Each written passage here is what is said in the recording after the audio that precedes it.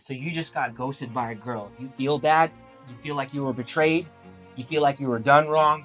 You feel like nobody's going to ever love you again. You feel like you're not worth it. You feel like your worth is determined by somebody else's external validation. You feel like you need to contact an ex. You need to go back online and then you need to get back with this person. What does a high value mind hygiene man do in this situation? Is to feel bad first by himself with nobody watching and talking to nobody. And if you're going to feel bad for an hour, do that. A day, do that. A week, a month, a year, 2 years. But you're not going to only feel bad because you need to take action. You think that I want to come home in my formal clothes and start doing push-ups?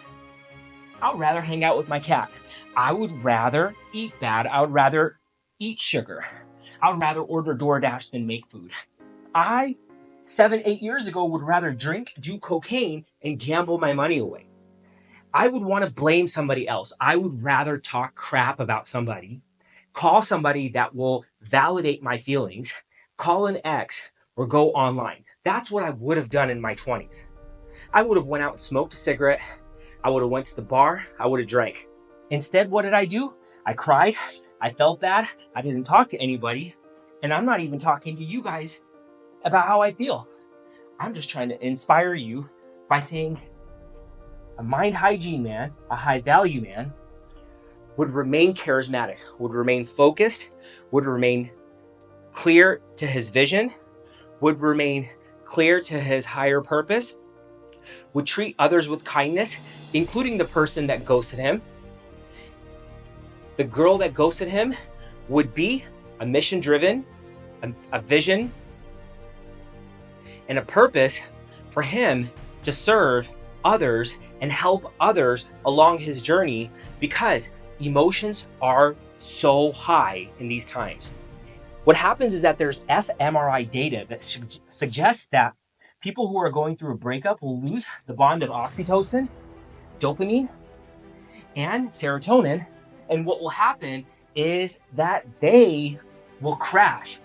Just like what happens when you're coming off of like a cocaine high, an Adderall high. I've never done ADHD meds, but I did cocaine for about 6 months and I can feel that crash where everything is coming down on you. The dopamine, serotonin, everything is gone. And you have your dog, Swarnaba. Swar? You have your dog to console you. You have your cat. My other cat somewhere else. And then I have mind hygiene, which is writing. And ace your life with mind hygiene when you're feeling down would be accept your awareness, communicate your compassion by doing something you don't want to, like working out and eating healthy. E is embrace yourself empathetically. Understand that you're doing everything alone and you need to, because that's what somebody who's hurting does. Somebody who's hurting does not go out right away, talk to an ex, talk to a friend, get validated, feel good about himself. He's just going to feel bad by himself for a very long time. And who gives me the authority to even say this to you? Well, yes, I am a board certified practicing family doctor. Yes, I was in juvenile detention when I was younger, and now I worked as a prison doctor. Yes, I was drinking and drugging, and I've been sober for almost 7 years. Yes. But that's not the credibility I have. When my ex-wife left me, when I was 34, I was single for 4 years. I was in a relationship after that. After that, I was single for 2 years. Then I was single for 1 year after that relationship. I've been single for a total of 7 years, living by myself, not talking bad about anybody, not talking crap to anybody. I was drinking and drugging for 4 years, but when I became sober, I had to do it all by myself, and that's where I developed mind hygiene. And still, I don't talk to anybody about anything that happens in my personal life unless I have written it down over and over and over again. And I want to accept what I did. I want to understand what I did. I want to embrace what I did. I don't want to worry about anybody else. And if that's going to take me a push-up to not talk to somebody, that's what the heck I'm going to do. And you know what? I'm going to keep on doing it. And if I need to accept my awareness, I'm going to keep on accepting it over and over again. And I'm going to be compassionate by taking the next action step to keep my spiritual health, my mind health, my physical health, my financial health, and my core values health together by not talking bad about somebody. Definitely not going to talk to an ex. Definitely not going to go online dating. definitely not going to go on a date like I would have done years ago and do somebody else wrong, but moreover yourself, because you're not serving yourself. You're not living within your core values. So what am I going to ask you to do right now? There is going to be a link in the description for a mind hygiene PDF that you can download and follow, and you can understand what it means to be a mind hygiene man by writing. Medical evidence supports it. Keep doing this for 1 to 90 seconds every 90 minutes for the rest of your life. And when you do, you'll at least be able to feel good 60-70% of the day. Imagine that day that you're feeling better 60 to 70% of the day when something crappy happens to you because you have a rejection toolkit. I'm not giving you advice. I'm not your doctor. I'm not your best friend. I'm not your coach. I'm not your therapist. I'm just an inspirationalist.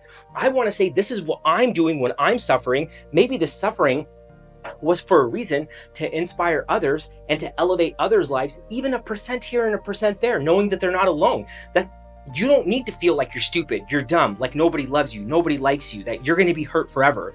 You should permit yourself to feel all of these things.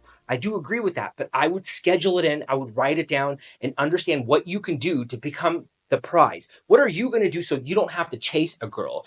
That doesn't mean a girl needs to chase you, but that means that you have enough self-worth, enough self-respect. You can wear the clothes that you want. You can look at the people that you want by smiling. You have financial stability.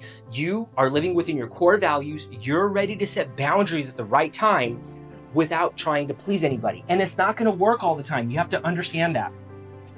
You have to understand that this does not work all the time. And that's the challenge, and that's the best part about it. And that's what I love about mind hygiene, is that it doesn't work and I have to keep on putting in work for the rest of my life. And I'll keep on doing it until I feel good about myself and I love and I respect myself.